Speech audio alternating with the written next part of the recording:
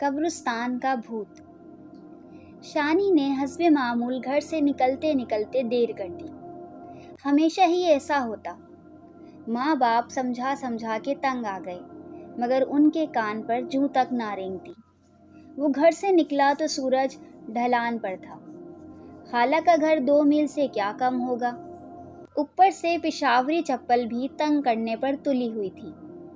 خالہ کے گھر پہنچنے تک سورج کی روشنی اتنی کم ہو چکی تھی کہ واپسی کا سفر اندھیرے میں ہی طے کرنا پڑتا، اور اندھیرے سے تو شانی کی جان نکلتی تھی۔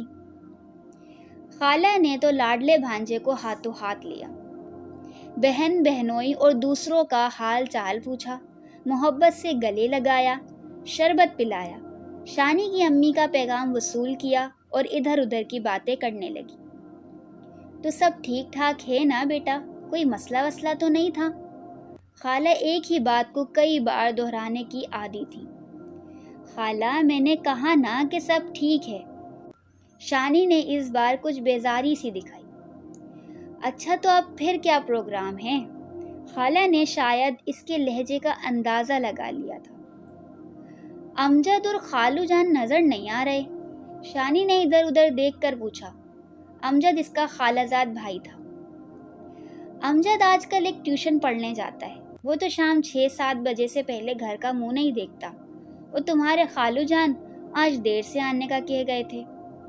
خالہ سے دونوں کی غیر موجودگی کا سن کر وہ اندر ہی اندر پریشان سا ہو گیا۔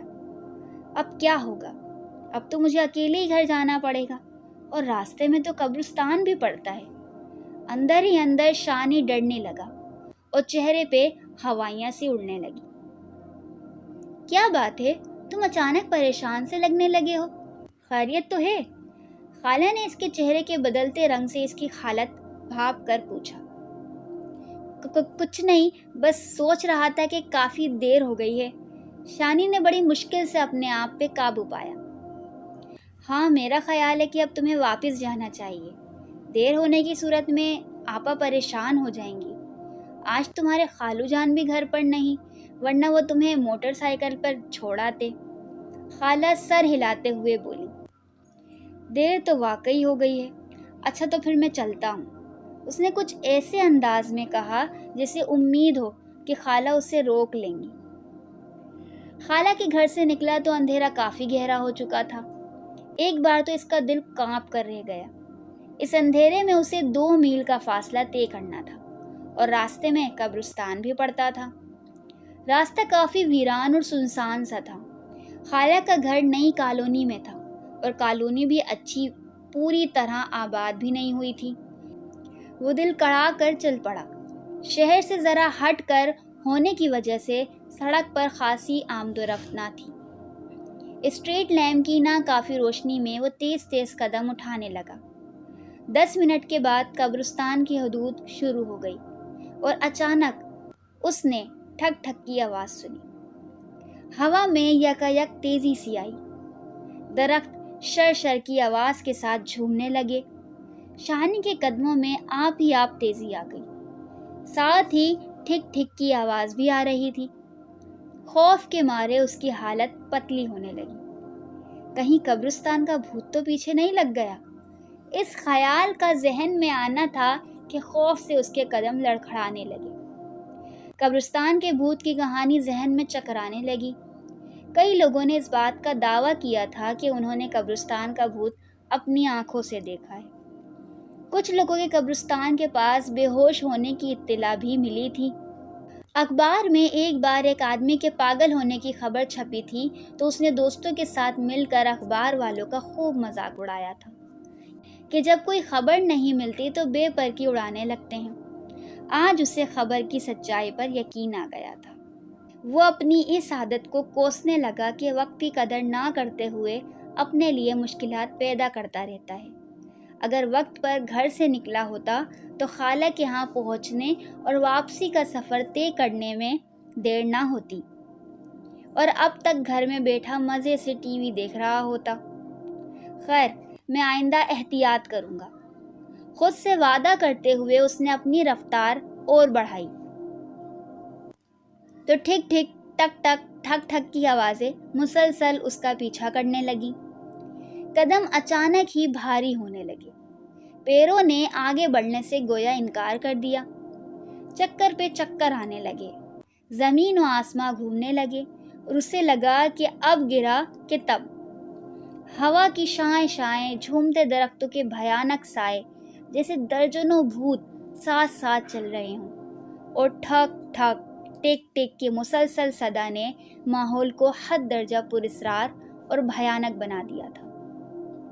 چکراتے ذہن کے ساتھ وہ پیچھے دیکھنے لگا. اس میں اس کے ارادے کا کوئی عمل دخل نہ تھا. سڑک دور تک سنسان تھی.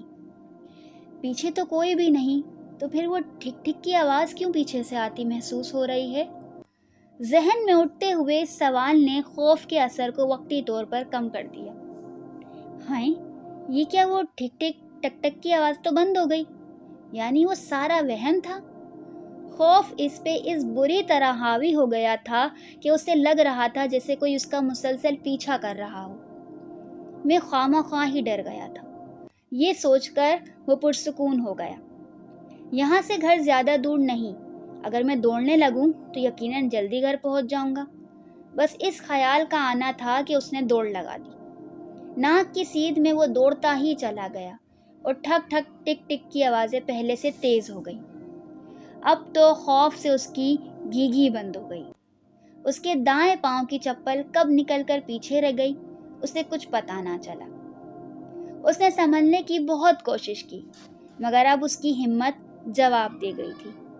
کسی گاڑی یا موٹر سائیکل کی آواز قریب آ گئی تھی، مگر اس کے تو ہوش و حواس ہی رخصت ہونے کو تھے. اور پھر وہ زمین پہ ڈھیر ہوا ہی جاتا تھا کہ کسی نے اسے تھام لیا. بے ہوش ہونے سے پہلے اسے یہ آخری بات یاد رہی. بھوت بچاؤ! ہوش میں آتے ہی اس کے منہ سے ڈری ڈری آوازیں نکلنے لگیں. بیٹے، آرام سے لیٹے رہو، تم گھر میں ہو، اپنے گھر میں. ابو نے اسے بستر پر لٹاتے ہوئے محبت سے کہا. گھر میں؟ یعنی میں بچ گیا ہوں؟ بھوت سے میری جان چھوٹ گئی ہے؟ شانی آس پاس کے ماحول پر نظر ڈالتا ہوا بڑبڑایا. خالو جان بولے، ہاں بیٹا، تم محفوظ ہو اور اب تمہارا بخار بھی اتر گیا ہے. آپ؟ خالو جان آپ یہاں؟ وہ حیرت سے اسے تکنے لگا. کیوں بھائی، مجھ پر اس گھر میں آنے پر خدا نخواستہ کوئی پابندی ہے؟ خالو جان کی مسکراہٹ نے اس کا حوصلہ بڑھایا. نہیں، میرا یہ مطلب تو نہیں تھا. وہ گڑبڑا سا گیا. بھائی بات اصل میں یہ ہے کہ یہ تمہارے خالو جان ہی تھے جو کل تمہیں گھر لے کر آئے تھے. امی اپنے مخصوص دھیمے لہجے میں بتانے لگی. یہ جب اپنے گھر پہنچے تو انہیں تمہارے آنے کا پتہ چلا. یہ سوچ کر پریشان ہو گئے کہ اتنی اندھیری رات میں تم اکیلے نکل پڑے ہو. یہ اپنی موٹر سائیکل لے کر تمہارے پیچھے گئے. تم بے ہوش پڑے تھے، یہ تمہیں اٹھا کر لے آئے. تم غالباً دہشت سے بے ہوش ہو گئے تھے، اسی لیے تمہیں تیز بخار آ گیا تھا. اب کہیں 12 گھنٹوں کے بعد جا کر تمہارا بخار اترا ہے. اسد، خالو جان اب دوسری بار تمہیں دیکھنے کے لیے آئے ہیں. ابو نے بقیہ باتیں بتا کے اس کے ذہن کی خلش دور کر دی. ابو، لوگ ٹھیک کہتے ہیں، قبرستان کا بھوت موجود ہے. اگر خالو جان نہ آ جاتے تو نہ جانے کیا ہو جاتا. بھوت کا ذکر کرتے ہوئے اس کے رونگٹے کھڑے ہو گئے. ہیں؟ یہ بھلا بھوت کہاں سے آ گیا؟ امی حیرت سے بولی. امی، میں آپ کو ساری بات بتاتا ہوں، پھر آپ کو میری بات کا یقین آ جائے گا. یہ کہہ کر شانی نے قبرستان کے بھوت کی ساری کہانی ڈرتے ڈرتے سنا دی. وہ ہر طرف یوں دیکھ رہا تھا جیسے ڈر ہو کہ کہیں بھوت نہ سن لے. خالو جان کی بڑی معنی خیز تھی. وہ سر کھجاتے ہوئے بولے، میرا خیال ہے کہ میں اس بھوت کو بڑی اچھی طرح جانتا ہوں. آپ بھلا کیسے جانتے ہیں؟ شانی نے حیرت سے کہا. اگر تم اپنی آنکھیں بند کرو تو میں ابھی تمہارے بھوت کو یہاں پر بلوا سکتا ہوں. خالو جان کے چہرے پہ کھیلتی ایک شریر سی مسکراہٹ نے شانی کو یقین دلا دیا کہ کہیں کوئی گڑبڑ ضرور ہے. ان کے ساتھ سبھی مسکرا رہے تھے. ٹھیک ہے، میں آنکھیں بند کرتا ہوں، آپ بھوت کو بلوا لیجیے. اسے یقین تھا کہ اتنے لوگوں کی موجودگی میں بھوت اسے کچھ نہیں کہے گا. ٹھک ٹھک ٹھک ٹک ٹک टिक टिक, भूत। शानी के होठों से डरी डरी आवाजें निकलने लगीं तो खालू जान ने उसे आंखें खोलने को कहा। डरते डरते उसने आंखें खोली। कमरे में सिर्फ घर के लोग ही थे। तो फिर भूत की आवाज कहाँ से आ रही है? ये तुम्हारी टूटी हुई चप्पल से आ रही थी, खालू जान ने उसका जुमला पूरा करते हुए कहा। फिर खालू जान बताने लगे कि हुआ क्या था। तुम्हारी चप्पल की घड़ी तकरीबन टूट चुकी थी, सिर्फ एक कील के सहारे कायम थी। अंधेरे में हल्की सी आवाज भी गूंजती है, जब तुम चलते तो ठिक ठिक टक टक की आवाजें तुम्हारा पीछा करने लगती। अंधेरे का खौफ रस्सी को भी सांप मानने पर मजबूर कर देता है। बस इतनी सी बात थी। मोटरसाइकिल की हेडलाइट में मुझे तुम्हारी चप्पल नजर आ गई थी और थोड़े ही फासले पर तुम खुद बस गिरने ही वाले थे कि मैंने तुम्हें संभाल लिया। शानी, एक तो तुम सुस्त बहुत हो, दूसरी की बात एक कान से सुन के दूसरे से निकाल देते हो। मैंने 3-4 दिन पहले ही तुमसे कहा था कि चप्पल की मरम्मत करवा लो, मगर तुम सुनो तो बात है ना। अम्मी की नाराजगी में भी ममता भरी मिठास थी। मेरा ख्याल है बस इतना काफी है। आइंदा शानी ऐसी गलती कभी नहीं करेगा। हमें इसे अब माफ कर देना चाहिए, खालू जान ने कहा। चप्पल मरम्मत करवा के भी शानी इसे कई दिन तक ना पहना।